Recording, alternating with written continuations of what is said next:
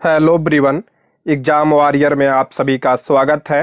दोस्तों, BPSC TRE 4 के practice set को आगे बढ़ाते हुए आज की इस क्लास में हम लोग किरण पब्लिकेशन के प्रैक्टिस सेट नंबर 9 के प्रश्नों को देखेंगे। दोस्तों, इसके पहले की क्लास में हम लोग इसके 8 प्रैक्टिस सेट को कर चुके हैं। अगर आपने वो क्लास नहीं देखी है तो इसका प्लेलिस्ट बना है, वहां पर जाकर आप लोग सारी क्लास को देख सकते हैं। दोस्तों, इसमें हम लोग जीके जीएस के प्रश्नों को देखेंगे और सब्जेक्ट के लिए इसका पीडीएफ आप लोग टेलीग्राम से ले लीजिएगा और टेलीग्राम का लिंक आपको डिस्क्रिप्शन बॉक्स या कमेंट बॉक्स में मिल जाएगा। तो चलिए शुरू करते हैं। आज का पहला प्रश्न है, एक पारिस्थितिकी तंत्र में ऊर्जा प्रवाह लिंडमैन के निम्नलिखित नियम में से कौन सा है। मोस्ट इंपॉर्टेंट प्रश्न है, बीपीएससी टीआरई में यह प्रश्न पूछा भी गया है। एक पारिस्थितिकी तंत्र में ऊर्जा प्रवाह लिंडमैन के निम्नलिखित नियम में से कौन सा है। तो इसका राइट आंसर हो जाएगा ऑप्शन 1, लिंडमैन का 10% का नियम। ऑप्शन 1 इसका करेक्ट आंसर हो जाएगा। प्रश्न पूछा जाता है कि ऊर्जा प्रवाह का 10% का नियम किसने दिया था, तो लिंडमैन ने दिया था। और 10% के नियम के अनुसार खाद्य श्रृंखला में ऊर्जा का प्रवाह एक पोषी स्तर से दूसरे पोषी स्तर में केवल 10% होती है और बाकी ऊर्जा नष्ट हो जाती है। ठीक है, यही आपका क्या है, ऊर्जा प्रवाह का 10% का नियम। और ये किसने दिया था, तो ये लिंडमैन ने दिया था। ऑप्शन 1 इसका राइट आंसर हो जाएगा। नेक्स्ट है, केंद्रीय बजट 2024-25 में प्रधानमंत्री आवास योजना के लिए बजट अनुमान क्या है। देखिए, ये पुराना बजट है, तो इसका राइट आंसर हो जाएगा ऑप्शन 2, 80,671 करोड़ रुपए। ऑप्शन 2 इसका करेक्ट आंसर हो जाएगा। नेक्स्ट है, गोबर गैस का मुख्य घटक। ध्यान रखिएगा, इसमें पूछा गोबर गैस का मुख्य घटक कौन सा है, तो गोबर गैस का मुख्य घटक मेथेन होता है। ऑप्शन 2 इसका करेक्ट आंसर हो जाएगा मेथेन। गोबर गैस में कौन कौन सी गैस से पाई जाती है, तो मेथेन पाया जाता है, कार्बन डाइऑक्साइड पाया जाता है, नाइट्रोजन भी होता है, हाइड्रोजन भी होता है, ये सारी गैसें इसमें होती हैं। लेकिन इसका मुख्य घटक कौन सा है, तो मेथेन है।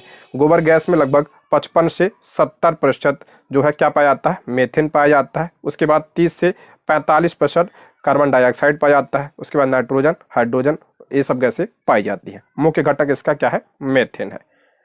नेक्स्ट है, गैल्वेनाइज्ड लोहे के पाइपों पर किसकी कोटिंग होती है। गैल्वेनाइज्ड लोहे के पाइपों पर किसकी कोटिंग होती है, मोस्ट इंपॉर्टेंट है, तो जस्ते यानी जिंक का। ऑप्शन 1 इसका करेक्ट आंसर हो जाएगा। देखिए, लोहे पर जंग ना लगे इसलिए उस पर किसका लेप किया जाता है, जिंक यानी जस्ते का लेप किया जाता है। और इस प्रक्रिया को क्या कहा जाता है, इस प्रक्रिया को गैल्वनीकरण कहा जाता है और गैल्वनीकरण को यसद लेपन भी कहा जाता है। ठीक है, लोहे पर जंग ना लगे इसलिए उस पर जस्ते का लेप किया जाता है और इस प्रक्रिया को यसद लेपन या गैल्वनीकरण कहते हैं। ठीक है। नेक्स्ट है, मनुष्य द्वारा प्रयोग की जाने वाली पहली धातु थी। मनुष्य द्वारा प्रयोग की जाने वाली पहली धातु कौन सी थी, तो तांबा थी। ठीक है, ऑप्शन 2 तांबा। नेक्स्ट है, मेथेनोइक अम्ल समानता किसमें पाया जाता है। मेथेनोइक अम्ल ये किसमें पाया जाता है, मोस्ट इंपॉर्टेंट है ये। मेथेनोइक अम्ल को फॉर्मिक अम्ल भी कहा जाता है। ठीक है, इसी को फॉर्मिक अम्ल कहा जाता है। या किसमें पाया जाता है, तो चींटी के डंक में पाया जाता है। ऑप्शन क्या हो जाएगा, 3 इसका राइट आंसर हो जाएगा। चींटी के डंक में कौन सा अम्ल पाया जाता है, तो फॉर्मिक अम्ल पाया जाता है। अगर हम बात करते हैं सिरके में कौन सा अम्ल पाया जाता है, तो एसिटिक अम्ल पाया जाता है। ठीक है, एसिटिक अम्ल किसमें, सिरके में पाया जाता है। इमली में कौन सा अम्ल पाया जाता है, तो टार्टरिक अम्ल पाया जाता है इमली में। दूध में कौन सा अम्ल पाया जाता है, तो लैक्टिक अम्ल किसमें पाया जाता है, दूध में पाया जाता है। ठीक है, साइट्रिक अम्ल किसमें पाया जाता है, तो नींबू में पाया जाता है। नेक्स्ट है, जहरीली मस्टर्ड गैस है। जहरीली मस्टर्ड गैस है तो ये तरल होती है। ऑप्शन 2 इसका राइट आंसर हो जाएगा। सरसों के समान इसकी गंध होती है इसलिए इसका नाम क्या है, मस्टर्ड गैस। नेक्स्ट है, सिरका एक जलीय घोल है। सिरका जो है किसका जलीय घोल है, अभी मैंने बताया था। सिरके में कौन सा अम्ल, तो एसिटिक अम्ल पाया जाता है। ऑप्शन 3 एसिटिक अम्ल। साइट्रिक अम्ल किसमें पाया जाता है, तो ये नींबू में पाया जाता है। ऑक्जेलिक अम्ल किसमें पाया जाता है, इंपॉर्टेंट है ये, टमाटर में पाया जाता है, पालक में पाया जाता है। ठीक है, ऑक्जेलिक अम्ल पाया जाता है इसमें। नेक्स्ट बढ़ते हैं, भारत में राष्ट्रपति के बाद दूसरा सबसे बड़ा पद है। भारत में राष्ट्रपति के बाद दूसरा सबसे बड़ा पद कौन सा है, तो उपराष्ट्रपति का। ठीक है, ऑप्शन 2 उपराष्ट्रपति का पद। अच्छा, उपराष्ट्रपति का पद किस आर्टिकल में है? तो ध्यान रखिएगा, आर्टिकल 63 में उपराष्ट्रपति का पद है। उपराष्ट्रपति का पद जो है किस देश के संविधान से लिया गया है? तो ये अमेरिका के संविधान से लिया गया है। और जो उपराष्ट्रपति होता है ये राज्यसभा का, उपराष्ट्रपति राज्यसभा का क्या होता है? पदेन सभापति होता है। उपराष्ट्रपति राज्यसभा का पदेन सभापति होता है। और ये किस आर्टिकल में कहा गया है? तो ये आर्टिकल 64 में कहा गया है कि राष्ट्रपति, जो उपराष्ट्रपति होता है ये राज्यसभा का पदेन सभापति होता है। उपराष्ट्रपति के लिए न्यूनतम आयु कितनी चाहिए? तो 35 वर्ष चाहिए। ठीक है, सारे पॉइंट आप लोग ध्यान रखिएगा। आप लोग कमेंट बॉक्स में बताइए कि वर्तमान में भारत के उपराष्ट्रपति कौन है, कमेंट जरूर करिएगा। नेक्स्ट है, निम्नलिखित में से किस धातु का उपयोग विद्युत चुंबक में किया जाता है? करा किस धातु का उपयोग विद्युत चुंबक में किया जाता है? तो नरम लोहा का प्रयोग किया जाता है और कोबाल्ट का भी प्रयोग किया जाता है। ऑप्शन 4 उपयुक्त में से एक से अधिक। नेक्स्ट है, वस्तु पर घर्षण बल सदैव कार्य करता है। पूछ रहा है जो है इसी वस्तु पर घर्षण बल सदैव कार्य करता है, तो बल के विपरीत दिशा में घर्षण बल कार्य करता है। तो ऑप्शन 2 आरोपित बल की विपरीत दिशा में सदैव घर्षण बल कार्य करता है। ऑप्शन 2। नेक्स्ट, निम्नलिखित में से क्या भारत का राष्ट्रीय पशु है? भारत का राष्ट्रीय पशु पूछ रहा है क्या है? तो बाघ है। ऑप्शन 1। देखिए, बाघ पहले से हमारा राष्ट्रीय पशु नहीं था, इसे राष्ट्रीय पशु कब बनाया गया? ध्यान रखिएगा, तो 1972 में बाघ को राष्ट्रीय पशु बनाया गया। इससे पहले क्या था? तो शेर था। ठीक है, अगर हम बात करते हैं प्रोजेक्ट टाइगर की, तो प्रोजेक्ट टाइगर कब आया था? तो 1973 में प्रोजेक्ट टाइगर आया था। वर्तमान में कितने टाइगर रिजर्व हैं ये भी ध्यान रखिएगा, 57 टाइगर रिजर्व है। और बाघ दिवस कब मनाया जाता है? तो 29 जुलाई को बाघ दिवस मनाया जाता है, ये पॉइंट भी ध्यान रखिएगा। और ये क्या है? हमारा राष्ट्रीय पशु है। राष्ट्रीय पुष्प क्या है? कमल है। राष्ट्रीय वृक्ष क्या है? बरगद है। पक्षी क्या है? मोर है। ये सब पता होगा आपको। नेक्स्ट है, अभिकथन और कारण दिया है, देखते हैं। अभिकथन ए है, विद्युत उपकरण और पेट्रोल जैसे ज्वलनशील पदार्थों में लगी आग के लिए कार्बन डाइऑक्साइड यानी CO2 सबसे अच्छा अग्निशामक है। कराया, विद्युत उपकरण और पेट्रोल जैसे ज्वलनशील पदार्थों में जो आग लगी होती है उसको बुझाने के लिए कार्बन डाइऑक्साइड सबसे अच्छा अग्निशामक है। बिल्कुल सही है। कारण दिया है, क्यों है? तो ऑक्सीजन से भारी होने के कारण CO2 आग को कंबल की तरह लपेट लेती है। इससे ईंधन और ऑक्सीजन के बीच संपर्क टूट जाता है, अतः आग पर नियंत्रण हो जाता है। बिल्कुल सही है। जो कार्बन डाइऑक्साइड होता है ये ऑक्सीजन से भारी होता है और ये क्या करता है? आग को कंबल की तरह लपेट लेता है और इससे ईंधन और ऑक्सीजन के बीच संपर्क टूट जाता है और आग बुझ जाती है। तो दोनों सही है, इसमें कथन और कारण भी सही है और ये व्याख्या भी सही कर रहा है। बिल्कुल ठीक है, ऑप्शन 1। नेक्स्ट, बिहार के किस जिला में मुख्यमंत्री नीतीश कुमार द्वारा गंगा जल आपूर्ति योजना का लोकार्पण किया गया? ये पुराना करंट अफेयर है 2023 का, तो इसका करेक्ट आंसर हो जाएगा आपका ऑप्शन 1 नवादा। ऑप्शन 1 इसका करेक्ट आंसर हो जाएगा। ठीक है, कब किया था इसका लोकार्पण? तो 15 दिसंबर 2023 को इसका लोकार्पण किया था। कहाँ पे? नवादा के कादिरगंज के पौरा गांव में। ठीक है, पौरा गांव में। और ये कहाँ पे है? तो नवादा में है। नेक्स्ट है, निम्नलिखित में से कौन सा सरल मशीन नहीं है? करा कौन सा सरल मशीन नहीं है? तो सिलाई मशीन इसमें सरल मशीन नहीं है। सिलाई मशीन ध्यान रखिएगा, तो ये जटिल मशीन है। जटिल मशीन क्या होता है? जिसको चलाने के लिए विद्युत मोटर, चैन, गियर वगैरह का उपयोग होता है, उसे कहते हैं सिलाई मशीन। जैसे आपका उसे जटिल मशीन कहते हैं, जैसे आप सिलाई मशीन हो गया, साइकिल हो गया, ये सब। ठीक है, ऑप्शन 2। नेक्स्ट है, भारत में लोग इसकी कमी के कारण एनीमिया से पीड़ित है। करा भारत में लोग इसकी कमी के कारण एनीमिया से पीड़ित हैं। तो ध्यान रखिएगा, आयरन की कमी से कौन सा रोग होता है? एनीमिया होता है। ठीक है, ऑप्शन 1 इसका करेक्ट आंसर हो जाएगा। एनीमिया जो है किस विटामिन कमी से होता है? तो विटामिन B12 की कमी से होता है।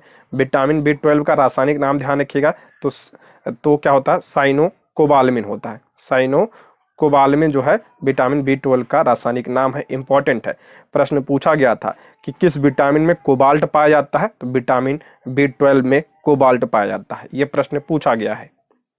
नेक्स्ट है, निम्नलिखित में से कौन सा कार्बनिक अम्ल अंगूर, इमली और केले में प्रचुर मात्रा में पाया जाता है? करा अंगूर में, इमली में, केले में प्रचुर मात्रा में पाया जाता है, तो टार्टरिक एसिड पाया जाता है। ऑप्शन क्या हो जाएगा? 2 इसका राइट आंसर हो जाएगा, टार्टरिक एसिड। ठीक है, एसिटिक एसिड सिरके में पाया जाता है, लैक्टिक एसिड दूध में पाया जाता है। नेक्स्ट, रिकेट्स किसके कारण होता है, ये हर प्रैक्टिस सेट में आ चुका है। तो विटामिन डी की कमी से होता है रिकेट्स। विटामिन डी का रासायनिक नाम कैल्सिफेरॉल। विटामिन ए की कमी से कौन सा रोग होता है, रतौंधी होगा।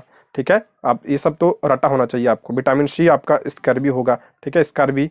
विटामिन सी का रासायनिक नाम क्या है, तो स्कर्विक अम्ल। विटामिन ए का रासायनिक नाम क्या है, रेटिनॉल है। रासायनिक नाम जरूर ध्यान रखिए आप लोग। ठीक है, मकान की छत पर दौड़ते हुए बालक में, करा मकान की छत पर दौड़ते हुए बालक में क्या होगा, तो इसका करेक्ट आंसर हो जाएगा आपका ऑप्शन 1, गतिज ऊर्जा होती है। ऑप्शन 1, ठीक है, गतिज ऊर्जा।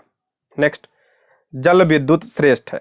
करा जो जल विद्युत है ये सर्वोच्चतम है, क्योंकि पहला, यह प्रदूषण रहित है। बिल्कुल सही है। जल विद्युत क्या है, ये प्रदूषण रहित है, इससे प्रदूषण नहीं होता है। दूसरा, यह खत्म होने वाली नहीं है। बिल्कुल सही है, ये जल्दी खत्म होने वाली नहीं है। यह प्राकृतिक संसाधनों का सही उपयोग है। ये भी सही है। जल क्या है, प्राकृतिक संसाधन है, इसका उपयोग किया जा रहा है जल विद्युत में। ये भी करेक्ट है। तो ऑप्शन 4, उपयोग में से एक से अधिक। नेक्स्ट है, निम्नलिखित में से किस राज्य में उदंतपुरी शिक्षा केंद्र स्थित था। करा उदंतपुरी शिक्षा केंद्र जो है ये किस राज्य में स्थित था, तो ये बिहार में स्थित। ऑप्शन 2 इसका राइट आंसर हो जाएगा बिहार में। ये आपका बिहार शरीफ में स्थित था उदंतपुरी। और उदंतपुरी जो शिक्षा केंद्र था इसकी स्थापना किसने करवाई थी, तो पाल वंश के पहले शासक गोपाल ने इसकी स्थापना करवाई थी। इंपॉर्टेंट है ये, किसने, गोपाल ने इसकी स्थापना करवाई थी। ध्यान रखिएगा, नालंदा विश्वविद्यालय भी, ये भी आपका बिहार में था। और ये है, इसकी स्थापना किसने करवाई थी, तो कुमार गुप्त ने इसकी स्थापना करवाई थी। विक्रमशिला विश्वविद्यालय बिहार में है, ये भी ध्यान रखिएगा, विक्रमशिला विश्वविद्यालय बिहार के भागलपुर जिले में है। और इसका निर्माण किसने करवाया था, विक्रमशिला विश्वविद्यालय की, तो पाल वंश के शासक धर्मपाल ने इसकी स्थापना की थी। नेक्स्ट है, असत्य का चयन करें। असत्य पूछा है इसमें। लुई पास्चर, किण्वन की खोज, बिल्कुल करेक्ट है ये। लुई पास्चर ने किण्वन की खोज। अलेक्जेंडर फ्लेमिंग ने पेनिसिलिन का खोज किया था, ये भी सही है। एडवर्ड जेनर ने रेबीज टीका, नहीं, एडवर्ड जेनर ने किसकी खोज की थी, तो चेचक के टीके की खोज की थी। चेचक के। और रेबीज टीका किसने खोजा था, तो लुई पास्चर ने खोजा था ये। ठीक है, लुई पास्चर ने इसकी खोज की थी। जेनर ने क्या किया था, तो चेचक। तो इसमें कौन सा गलत है, तो ऑप्शन 3। नेक्स्ट है, विक्रमशिला विश्वविद्यालय या विहार के संस्थापक कौन थे। अभी मैंने बताया पाल वंश के शासक धर्मपाल ने इसकी स्थापना करवाई थी।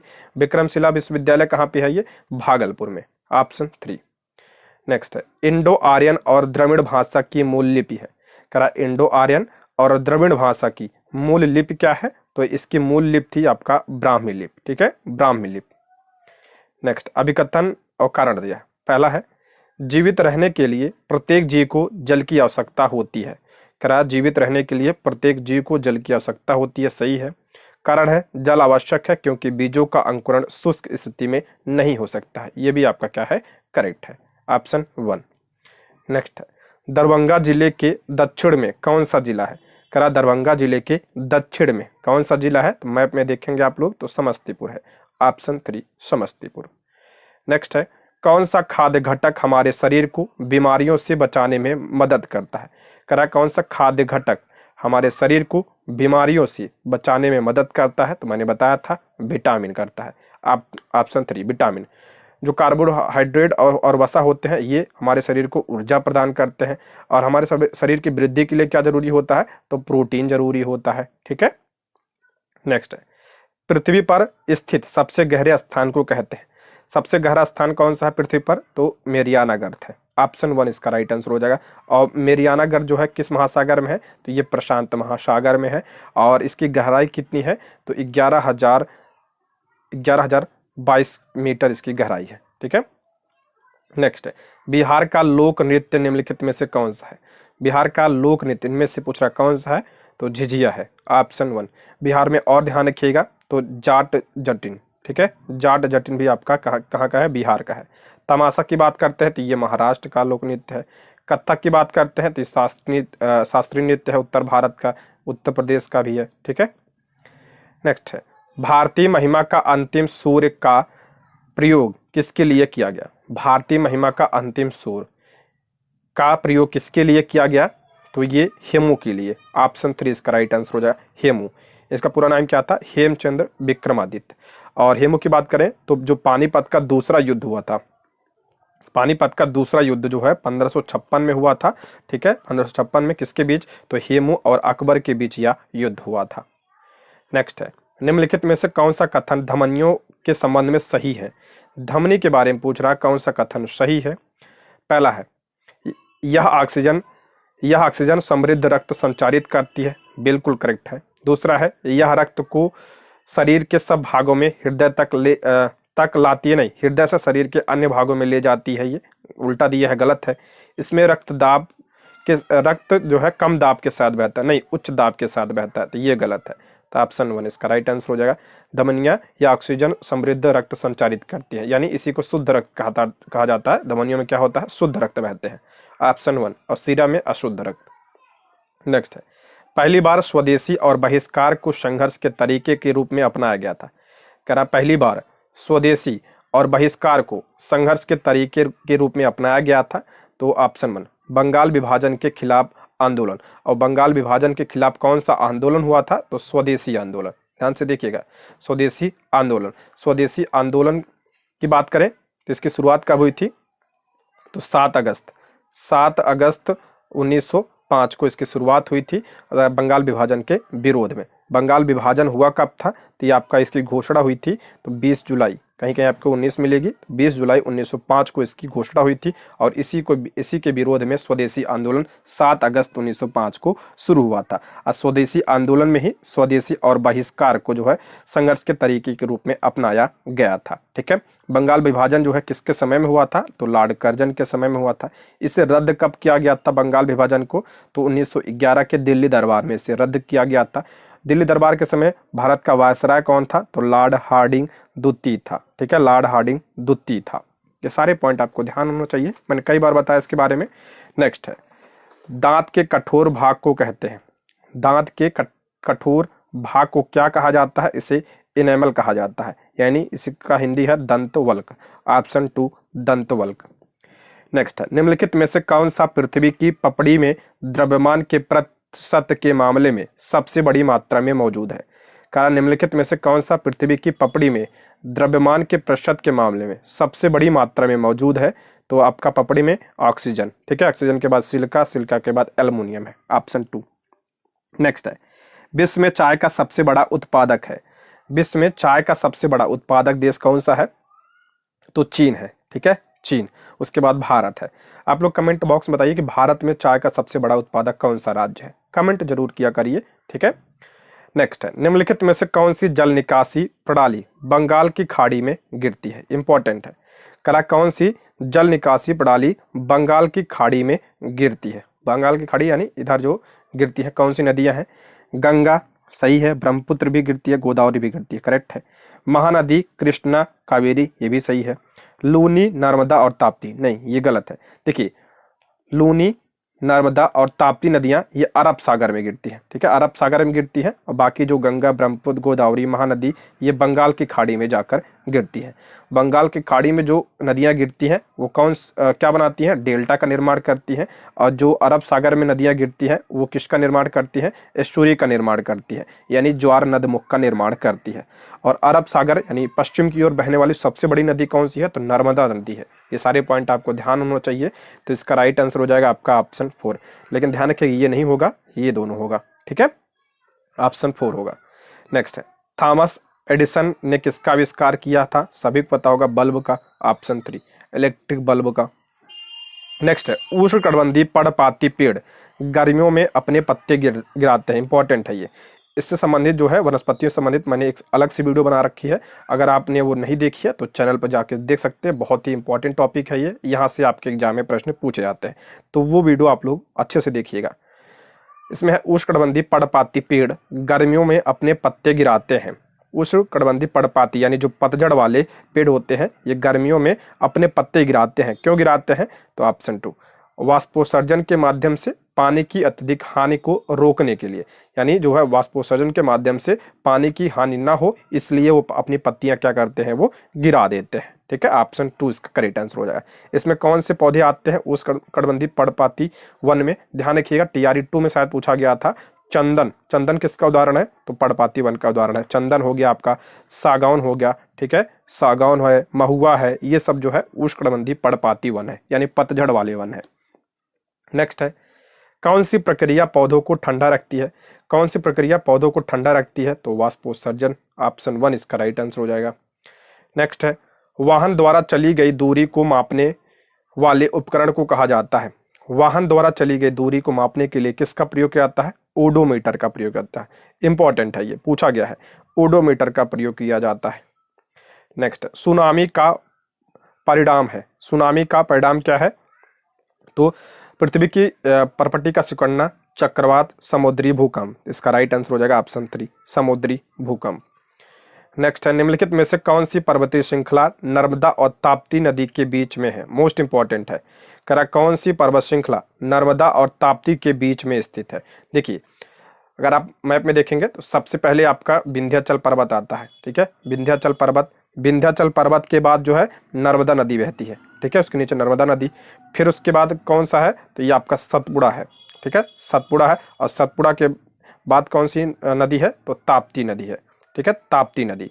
तो प्रश्न देखिए कैसे पूछा जाता है, कभी कभी पूछा जाता है कि विंध्याचल पर्वत और सतपुड़ा के बीच कौन सी नदी बहती है? तो नर्मदा नदी बहती है विंध्याचल और सतपुड़ा के बीच, ठीक है।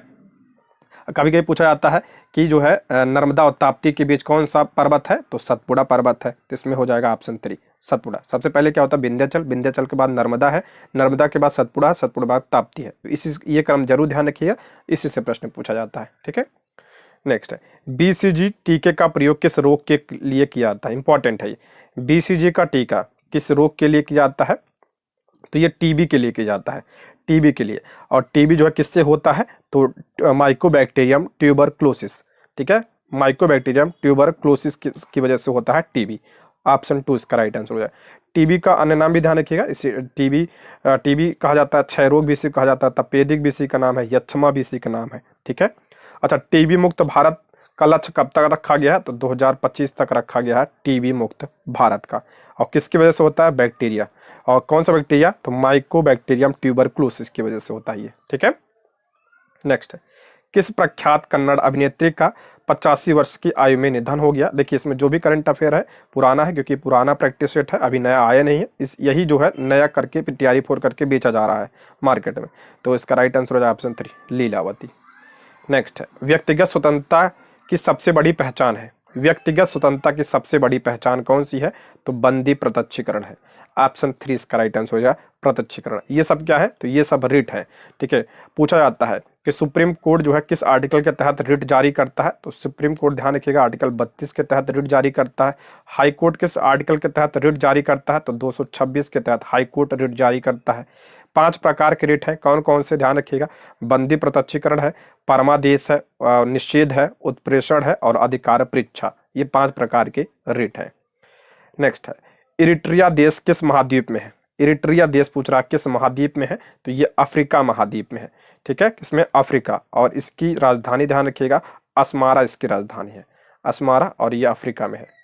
नेक्स्ट है, किसने कहा अपनी राष्ट्रीय पहचान की उपेक्षा भारत की समस्याओं का मूलभूत कारण है? करा किसने कहा कि अपनी राष्ट्रीय पहचान की उपेक्षा भारत की समस्याओं का मूलभूत कारण है? तो ये पंडित दीनदयाल उपाध्याय ने कहा था, ऑप्शन 1, ठीक। नेक्स्ट, निम्नलिखित जानवरों में से किस एक की त्वचा जो है श्वसन अंग है? इंपॉर्टेंट है, करा किस जानवर की जो है श्वसन अंग त्वचा है? तो ध्यान रखिएगा मेढक। मेढक का श्वसन अंग त्वचा भी है और क्या है? फेफड़ा भी है, ठीक है, दोनों है, त्वचा और फेफड़ा दोनों है, ये पूछा गया है। अगर हम बात करें सार्क का श्वसन अंग क्या है? तो सार्क का श्वसन अंग गलफड़ा है, ठीक है, गलफड़े हैं। वेल की बात करते हैं, ध्यान रखिएगा वेल स्तनधारी है, ठीक है, वेल क्या है? स्तनधारी है। और इसका जो है श्वसन अंग क्या है वेल का? तो ये फेफड़ा है, ठीक है, इंपॉर्टेंट है ये। केचुआ पूछा गया था, केचुआ का श्वसन अंग क्या है? ये आपके एग्जाम में पूछा जा चुका है। तो केचुआ का होता है त्वचा। नेक्स्ट, कौन सा देश जौ उत्पादन में सबसे आगे है? जौ उत्पादन में सबसे आगे कौन सा है? तो आपका रूस है, ऑप्शन 3 रूस। अगर बात करते हैं भारत में कौन सा राज्य है जहां पे सर्वाधिक जौ का उत्पादन होता है? तो राजस्थान में होता है। नेक्स्ट है, ग्रेट विक्टोरिया मरुस्थल कहाँ पे स्थित है? इंपॉर्टेंट है, ये पूछा गया है। ग्रेट विक्टोरिया मरुस्थल ये कहाँ पे है? तो ये ऑस्ट्रेलिया में स्थित है, ठीक है, ऑस्ट्रेलिया में ग्रेट विक्टोरिया मरुस्थल स्थित है। नेक्स्ट है, तराइन के दूसरे युद्ध में पृथ्वीराज को किसने हराया? ठीक है, तराइन का 2 युद्ध हुआ था, ठीक है। पहला युद्ध कब हुआ था? तो 1191 में हुआ था। किसके बीच? ये दोनों युद्ध जो है मोहम्मद गोरी और पृथ्वीराज चौहान के बीच हुआ है, ठीक है। और तराइन का दूसरा युद्ध कब हुआ था? तो 1192 में हुआ था। इसमें मोहम्मद गोरी की विजय हुई थी और जो है पृथ्वीराज चौहान की हार हुई थी। तो किसने हराया था? तो मोहम्मद गोरी ने हराया था। ऑप्शन 3 इसका राइट आंसर हो जाएगा। नेक्स्ट है, ओंकोजीन किसका कारण बन सकता है? ओंकोजोन जो है किसका कारण बन सकता है? तो ये कैंसर का कारण बन सकता है। ऑप्शन 1। नेक्स्ट, भारतीय रिजर्व बैंक का राष्ट्रीयकरण किस वर्ष में किया गया था? इंपॉर्टेंट है, भारतीय रिजर्व बैंक का राष्ट्रीयकरण पूछ रहा है, कब किया गया था? तो 1949 में किया गया था। ठीक है, 1949 में भारतीय रिजर्व बैंक का जो है क्या किया गया था? राष्ट्रीयकरण किया गया था 1 जनवरी 1949 को। आरबीआई की बात करते हैं, इसकी स्थापना कब हुई थी? तो इसकी स्थापना हुआ था 1 अप्रैल 1935 को इसकी स्थापना की गई थी। ठीक है, और इसका हेडक्वार्टर कहाँ पे? मुंबई में है। और वर्तमान में गवर्नर कौन है? शक्तिकांत दास है। नेक्स्ट है, देश में छोटे किसानों को परिभाषित किया गया है वे किसान जिनके पास जोत है। जोत यानी खेत। छोटे किसान को परिभाषित किया गया है किसके माध्यम से? कौन कहलाएगा छोटे किसान? तो इसका राइट आंसर हो जाएगा ऑप्शन 2। जिसके पास 1 से 2 हेक्टेयर खेत है वो क्या कहलाएंगे? छोटे किसान। नेक्स्ट है, खारे पानी में विकसित पौधे को डैश कहा जाता है। खारे पानी में जो पौधे होते हैं उन्हें क्या कहा जाता है? इंपॉर्टेंट है ये। ठीक है, मोस्ट इंपॉर्टेंट है। खारे पानी में जो पौधे होते हैं उन्हें हेलोफाइट्स कहा जाता है। हेलोफाइट्स या लवणोद्भिद कहा जाता है इन्हें। ठीक है, हिंदी भी ध्यान रखिएगा, लवणोद्भिद भी कहा जाता है इन्हें। ठीक, हाइड्रोफाइट्स इन्हें क्या कहा जाता है? इन्हें जलोदभिद कहा जाता है। जलोदभिद यानी जो जल पौधे होते हैं उन्हें क्या कहा जाता है? उन्हें हाइड्रोफाइट्स कहा जाता है। मेसोफाइट्स क्या होता है? तो जिन पौधों को मध्यम मात्रा में पानी की जरूरत होती है उन्हें मेसोफाइट्स कहा जाता है। ठीक, फिलोलॉजी है। फिलोलॉजी तो भाषा शास्त्र यानी भाषाओं का विज्ञान क्या कहलाता है? फिलोलॉजी कहलाता है। ठीक है, फिलोलॉजी भाषा का विज्ञान। हड्डियों का अध्ययन क्या कहा जाता है? तो इसे ऑस्टियोलॉजी कहा जाता है। ठीक है, ऑस्टियोलॉजी कहा जाता है हड्डियों के अध्ययन को। मांसपेशियों के अध्ययन को क्या कहा जाता है? इसे मायोलॉजी कहा जाता है। ठीक है, मायोलॉजी कहा जाता है मांसपेशियों के अध्ययन को। नेक्स्ट, अंतरराष्ट्रीय तिथ रेखा निम्नलिखित में से कौन से 2 महासागरों के बीच में गुजरती है? पिछले प्रैक्टिस सेट में आ चुका है ये प्रश्न। अंतरराष्ट्रीय तिथ रेखा यानी 180 डिग्री देशांतर। 180 डिग्री देशांतर को क्या कहा जाता है? तिथ रेखा कहा जाता है। पूछ रहा है ये 2 महासागरों से गुजरती है, कौन सा है इसमें आपका? ऑप्शन 3, प्रशांत महासागर और आर्कटिक महासागर। ऑप्शन 3। ठीक है, ऑप्शन 3 इसका करेक्ट आंसर हो जाएगा। नेक्स्ट है, बोरा किस अनाज की किस्म है? मोस्ट इंपॉर्टेंट है ये। बोरा जो किसकी किस्म है? तो चावल की है। ध्यान रखिएगा, इसकी और किस्म ध्यान रखिएगा चावल की। अमन, ये पूछा गया आपके टीआरई में, पीआरटी में शायद पूछा गया था 1 में। अमन हो गया, बोरो हो गया, ओस हो गया, ये दिया था तीनों। ये किसकी किस्म है? तो ये चावल की किस्म है। और चावल जो है ये खरीफ की फसल है। ठीक है, खरीफ की फसल है और इसके लिए जो है पानी की अधिक आवश्यकता होती है। कौन से शहर को स्वर्णिम द्वार शहर कहते हैं? स्वर्णिम द्वार शहर किसे कहा जाता है? तो ऑप्शन में नहीं है, ऑप्शन 5 उसमें से कोई नहीं। किसे कहा जाता है? तो सैन फ्रांसिस्को को कहा जाता है। सैन फ्रांसिस्को को क्या कहा जाता है? तो स्वर्णिम द्वार कहा जाता है। और ये कहाँ पे है? तो ये अमेरिका में है। ठीक है, सैन फ्रांसिस्को में। ध्यान रखिएगा किसकी स्थापना हुई थी? 1913 में गदर पार्टी की स्थापना यहीं पे हुई थी। ठीक है, इसको भी ध्यान रख लीजिएगा। नेक्स्ट, कौन सा राष्ट्रीय मार्ग नई दिल्ली, जयपुर, अहमदाबाद, मुंबई को जोड़ता है? कौन सा राष्ट्रीय राजमार्ग जो है ये नई दिल्ली, जयपुर, अहमदाबाद, मुंबई को जोड़ता है? तो NH8 जोड़ता है। ऑप्शन 3। नेक्स्ट, भारत का कौन सा बंदरगाह ज्वारी बंदरगाह कहलाता है? कौन सा बंदरगाह ज्वारी बंदरगाह कहलाता है? तो ध्यान रखिए, कांडला बंदरगाह ये क्या है आपका? ज्वारी बंदरगाह है। कांडला बंदरगाह ज्वारी बंदरगाह है। इसका नया नाम क्या है? तो दीनदयाल उपाध्याय बंदरगाह। ठीक है, नया नाम है इसका। ऑप्शन 2 इसका राइट आंसर हो जाएगा। कहाँ पे है? तो ये गुजरात में है। ठीक है, गुजरात में। नेक्स्ट है, 1854 से 1856 में क्रीमियन युद्ध किनके बीच लड़ा गया था? क्रीमियन युद्ध किसके बीच लड़ा गया था? तो रूस और तुर्की के बीच लड़ा गया था। ऑप्शन 1। अगला है, लास्ट सपर एक प्रसिद्ध रेनेसां चित्रकारी किसकी श्रेष्ठ कृति है? लास्ट सपर ये किसकी चित्रकारी है? तो ये आपका हो जाएगा लियोनार्डो दा विंसी की। ऑप्शन 3 इसका राइट आंसर हो जाएगा। विंसी की और कौन सी है बहुत फेमस है? तो मोनालिसा। मोनालिसा भी जो है ये विंसी की चित्रकारी है। नेक्स्ट बढ़ते हैं, राजू कपड़ों को रंगने का काम करता है, वह कपड़ों को रंगने के लिए नीचे दिए गए किन फूलों के रंगों का प्रयोग कर सकता है? तो रंगने के लिए जीनिया का कर सकता है और गुलदाउदी का कर सकता है। तो A और B। ऑप्शन 2 इसका राइट आंसर हो जाएगा। नेक्स्ट, अफ्रीका में असवान डैम द्वारा बनाई गई झील है। असवान डैम यानी असवान बांध के द्वारा कौन सी झील बनाई गई है? तो नासिर झील, ऑप्शन 3 नासिर झील। और असवान बांध ध्यान रखिएगा ये किस नदी पर बना है? तो ये नील नदी पर बना है। ठीक है, नील नदी, ये अफ्रीका में है और ये विश्व की सबसे लंबी नदी है। विश्व की सबसे लंबी नदी है नील नदी। नेक्स्ट, एक वस्तु जो सभी रंगों को अवशोषित करती है और कई रंग परावर्तित कोई रंग परावर्तित नहीं करती है, यानी जो सबको अवशोषित कर लेती है, कौन सा है? काला है, ऑप्शन 2। नेक्स्ट, साल्टन सागर में विश्व का सबसे बड़ा लिथियम भंडार खोजा गया, यह कहाँ अवस्थित है? साल्टन सागर में विश्व का सबसे बड़ा लिथियम भंडार खोजा गया है, ये कहाँ पे है? ये कैलिफोर्निया में है, ऑप्शन 3। नेक्स्ट, यदि युद्ध के मैदान में पराजित मारे गए तो हम निश्चित रूप से शाश्वत महिमा और मोक्ष अर्जित करेंगे, यह किसका कथन है? यदि युद्ध के मैदान में पराजित और मारे गए, हम निश्चित रूप से शाश्वत महिमा और मोक्ष अर्जित करेंगे, तो ये महारानी लक्ष्मीबाई ने कहा था। ऑप्शन 3 इसका करेक्ट आंसर हो जाएगा, महारानी लक्ष्मीबाई। महारानी लक्ष्मीबाई का जन्म कब हुआ था? तो ध्यान रखिएगा 19 नवंबर 1828 को इनका जन्म बनारस में हुआ था। इनकी मृत्यु तो अक्सर पूछा जाता है, तो इनकी मृत्यु जो है 18 जून 1858 की इनकी मृत्यु हुई थी। और इनकी समाधि कहाँ पे है? तो ग्वालियर में इनकी समाधि है। नेक्स्ट है, गंधार कला मिश्रण थी। गंधार कला जो है किसका मिश्रण था? तो ये भारतीय और यूनानी कला का, यानी मूर्त कलाओं की भारतीय और यूनानी शैलियों का यह मिश्रण था, ऑप्शन 1। पूछा जाता है गंधार कला का सबसे ज्यादा विकास किसके समय में हुआ था? तो ये कनिष्क के समय में गंधार कला का सबसे ज्यादा विकास हुआ था। नेक्स्ट है, गुलाबी सिर वाला बत्तख। गुलाबी सिर वाला बत्तख ये क्या है? तो ये जंगलों से लगभग खत्म हो गए हैं। ठीक है, ये लुप्त हो गए हैं, ऑप्शन 1। नेक्स्ट है, ब्रेल लिपि में स्लेट पर कितने बिंदुओं को उभार कर लिखा जाता है? इंपॉर्टेंट है, ब्रेल लिपि में स्लेट पर कितने बिंदुओं पर उभार कर लिखा जाता है? मैंने बताया था ब्रेल लिपि में जो है कितने बिंदु होते हैं? 6 बिंदु होते हैं। ब्रेल लिपि की खोज किसने किया था? लुई ब्रेल ने किया था।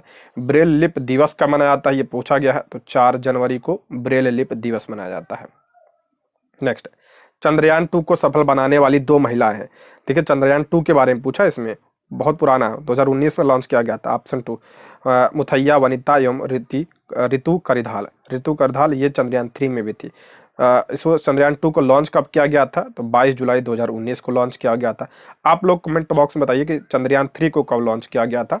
चंद्रयान 3 से TRE-1 TRE-2 में बहुत प्रश्न पूछे गए थे, कमेंट जरूर करिएगा।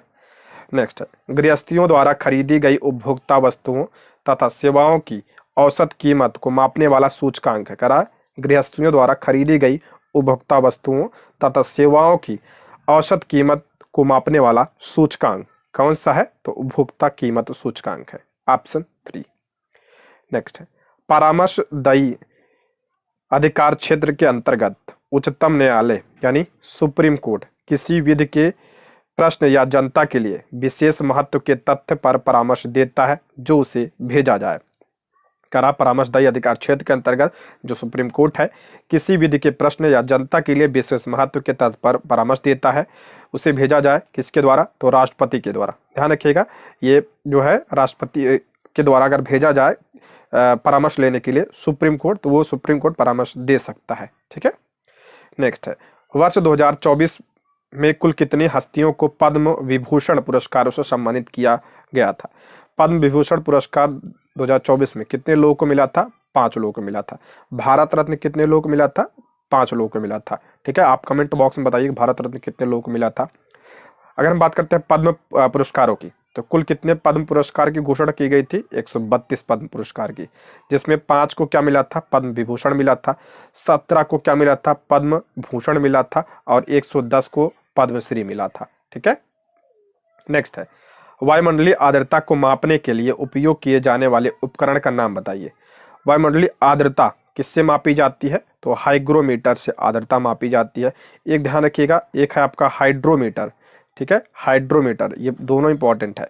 हाइड्रोमीटर से क्या नापा जाता है? इससे द्रव का घनत्व नापा जाता है। ठीक है, घनत्व नापा जाता है द्रव का, और हाइग्रोमीटर से आर्द्रता मापी जाती है।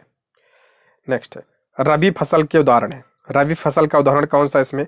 गेहूं, गेहूं तो है रबी फसल का, दाल नहीं है, ध्यान रखिए दाल नहीं, सरसों भी है, मटर भी है, तो ये आपका कथन क्या हो जाएगा? गलत हो जाए। लेकिन इसमें पहला ही दिया इस बुक में, लेकिन दाल ध्यान रखिएगा, दाल खरीफ की फसल है, ठीक है। धान मक्का ये भी खरीफ फसल है, गलत है। धान सोयाबीन ये भी आपका क्या है? गलत है। रबी की फसल में गेहूं आता है, सरसों आता है, मटर आता है, चना आता है, ठीक है, आलू हो गया, तो इसमें से कोई नहीं, उपयुक्त में से 5 इनमें से कोई नहीं। रबी की फसल जो ठंडियों में होती है। नेक्स्ट है, उस देश का नाम बताइए जिसने अंतरिक्ष में पहला उपग्रह स्पुतनिक फर्स्ट लॉन्च किया था। स्पुतनिक फर्स्ट किसने लॉन्च किया था? तो रूस ने, यानी सोवियत संघ उस समय था, तो ऑप्शन 2। और कब लॉन्च किया था? तो 4 अक्टूबर 1957 को इसे लॉन्च किया था, स्पुतनिक 1 को। नेक्स्ट, एक गोली टकराती है और एक अनुप्रस्थ घर्षणहीन मेज पर पड़े एक ठोस ब्लॉक में धंस जाती है। इस प्रक्रिया में कौन सी भौतिक राशि सुरक्षित है? करा एक गोली टकराती है और एक अनुप्रस्थ घर्षणहीन मेज पर पड़े एक ठोस ब्लॉक में क्या करती है? धंस जाती है। तो करा इस प्रक्रिया में कौन सी भौतिक राशि सुरक्षित है? तो केवल संवेग, ऑप्शन 2। नेक्स्ट है, टिकिया या कैप्सूल वाली दवाई की शीशियों में सिलिका जेल एक छोटा पाउच रखा जाता है। आपने देखा होगा, अगर जो टिकिया या कैप्सूल वाली जो दवाई होती है डिब्बी में, उसमें एक छोटा सा जेल का पाउच होता है, वो किस लिए रखा जाता है? तो ध्यान रखिएगा वो किसके लिए? तो ऑप्शन 3, नमी को सोखने के लिए, ताकि दवा खराब ना हो, इसलिए उसमें ये रखा जाता है, ठीक है। नेक्स्ट है, सामान्यतः द्रव ऊंचे तल से नीचे तल की ओर प्रवाहित होते हैं। निम्नलिखित में से कौन सा द्रव ग्लास में रखने पर ऊपर की ओर चढ़ता है? जो वैसे द्रव होता है वो क्या होता है? ये ऊंचे तल से नीचे, यानी ऊंचे से नीचे की ओर प्रवाहित होते हैं, लेकिन कौन सा ऐसा है जो ग्लास में रखने पर जो है ऊपर की ओर चढ़ता है? तो ऊपर की ओर इसमें कौन चढ़ता है? तो द्रव हीलियम, ठीक है, ऑप्शन 3। नेक्स्ट है, निम्नलिखित में से कौन सा नारा स्वामी विवेकानंद द्वारा दिया गया था? कौन सा नारा स्वामी विवेकानंद के द्वारा दिया गया था? पहला, तुम मुझे खून दो मैं तुम्हें आज़ादी दूंगा, ये तो सुभाष चंद्र बोस के द्वारा दिया गया था। इनकलाब जिंदाबाद पूछा गया आपके एग्जाम में, तो ये किसने दिया था? हसरत मोहानी ने दिया था, बहुत ज़्यादा इंपॉर्टेंट है, आपके पीआरटी में पूछा गया था ये। उठो जागो और लक्ष्य की प्राप्ति होने तक रुको मत, ये स्वामी विवेकानंद ने कहा था, मोस्ट इंपॉर्टेंट है। स्वामी विवेकानंद की बात करते हैं, इनके बचपन का नाम क्या था? इनके बचपन का नाम नरेंद्र दत्त था, ठीक है। और इनके गुरु कौन थे? रामकृष्ण परमहंस थे। और इन्होंने जो है ध्यान रखिएगा 1897 में रामकृष्ण मिशन की स्थापना की थी, ठीक है। रामकृष्ण मिशन की स्थापना 1897 में किसने? विवेकानंद ने किया था। नेक्स्ट है, पीलिया रोग से शरीर का कौन सा अंग प्रभावित होता है? तो यकृत प्रभावित होता है, यानी लीवर, ऑप्शन क्या हो जाए? 2, यकृत प्रभावित होता है पीलिया रोग से। नेक्स्ट, विश्व की पहली रेल लाइन निम्नलिखित में से, सॉरी बिहार की है, बिहार की पहली रेल लाइन कौन सी थी? बिहार की पहली तो ईस्ट इंडिया रेलवे थी, ऑप्शन 2 इसका राइट आंसर हो जाए। पूछा जाए कि बिहार में प्रथम ट्रेन कब चली थी? तो बिहार में प्रथम ट्रेन 15 अप्रैल 1874 को चली थी, ठीक है, 1874 को चली थी। कहाँ से कहाँ तक? तो ये वाजिदपुर, जो समस्तीपुर में है, वाजिदपुर समस्तीपुर एवं दरभंगा के बीच यह चली थी, ठीक है, वाजिदपुर से दरभंगा के बीच यह चली थी। नेक्स्ट, भारत में कुल कितने राज्य हैं? वर्तमान में भारत में 28 राज्य हैं और केंद्र शासित प्रदेश कितने हैं? तो 8 है। नेक्स्ट है, बिहार में रज्जू मार्ग है, बिहार में रज्जू मार्ग आपका राजगीर में, ऑप्शन 3। निम्नलिखित कथनों में से सही विकल्प का चयन करें। डॉल्फिन में गिल नहीं होते हैं, करा डॉल्फिन में जो है गिल नहीं होते हैं, बिल्कुल सही है। डॉल्फिन और व्हेल ये क्या होते हैं? स्तनधारी होते हैं, इसमें क्या होता है? गिल नहीं होता, फेफड़े होते हैं, तो ये आपका सही है। व्हेल सिर पर स्थित नास द्वार से सांस लेते हैं, बिल्कुल सही है। व्हेल में क्या होता है? उनके सिर पर एक नास द्वार होता है, वहीं से वो सांस लेती है, करेक्ट है ये। स्क्विड का शरीर आमतौर पर धारा रेखी होता है, ये आपका गलत है, तो इसका राइट आंसर हो जाएगा ऑप्शन क्या हो जाएगा? 2, 1 और 2 इसमें करेक्ट है। नेक्स्ट, निम्नलिखित में से कौन सा जानवर केवल भारत में पाया जाता है? कौन सा जानवर केवल भारत में? तो घड़ियाल पाया जाता है, ऑप्शन 1 घड़ियाल, स्वच्छ पानी में होता है ये। नेक्स्ट है, एक कार और भरी हुई ट्रक रास्ते पर समान गति से चलते हैं, ट्रक से तुलना की जाए तो कार धारण करेगी। करा एक कार और भरी हुई ट्रक रास्ते पर एक समान गति से चलते हैं, ट्रक से तुलना की जाए तो कार धारण करेगी, तो इसका राइट आंसर हो जाएगा ऑप्शन 3 कम गतिज ऊर्जा, ऑप्शन 3। नेक्स्ट है, आकाश का रंग नीला किस कारण दिखाई देता है? आकाश का रंग नीला किसकी वजह से दिखाई देता है? तो सभी को पता होगा किसकी वजह से, तो प्रकीर्णन की। ध्यान रखिएगा, कम तरंग दैर्ध्य का प्रकीर्णन, ठीक है। कम तरंग दैर्ध्य वाली जो किरणें होती हैं यानी लघु तरंगे होती हैं जो, उनका क्या हो जाता है, उनका प्रकीर्णन हो जाता है। ऑप्शन 1 इसका राइट आंसर है। सबसे ज्यादा प्रकीर्णन किसका होता है? बैगनी रंग का होता है, नीले रंग का होता है, ठीक है। उसके बाद नीले का, इसी वजह से जो है ये सब मिलकर क्या नीला बन जाता है। तो आकाश का रंग कैसे दिखाया जाता है? नीला दिखाया जाता है। सबसे कम प्रकीर्णन किसका होता है? सबसे कम जो है लाल रंग का प्रकीर्णन होता है, ठीक है। ध्यान रखिएगा, लाल रंग का तरंग दैर्ध्य सबसे ज्यादा होता है। लाल रंग का जो तरंग दैर्ध्य होता है ये सबसे ज्यादा होता है। सबसे कम तरंग दैर्ध्य जो होता है किसका होता है? बैगनी कलर का होता है, ठीक है। पूछा जाता है कि जब प्रिज्म से जो है सफेद सूर्य की प्रकाश गुजरती है तो कितने रंगों में विभाजित होती है? 7 रंगों में विभाजित होती है, जिसे विबज्योर के नाम से जाना जाता है। और सबसे ज्यादा विभाजित, सबसे ज्यादा जो है कौन जो है विभाजित होती है? तो बैगनी। और सबसे कम कौन सी होती है? तो लाल रंग होती है, ठीक है। ये सारे पॉइंट आप लोग ध्यान रखिएगा, इंपॉर्टेंट है दोस्तों। ये रहे आज के प्रश्न। क्लास कैसे लगी कमेंट बॉक्स में जरूर बताइएगा, ठीक है। और कोई सुझाव भी हो तो कमेंट बॉक्स में लिख दीजिएगा, ठीक। Thank you for watching.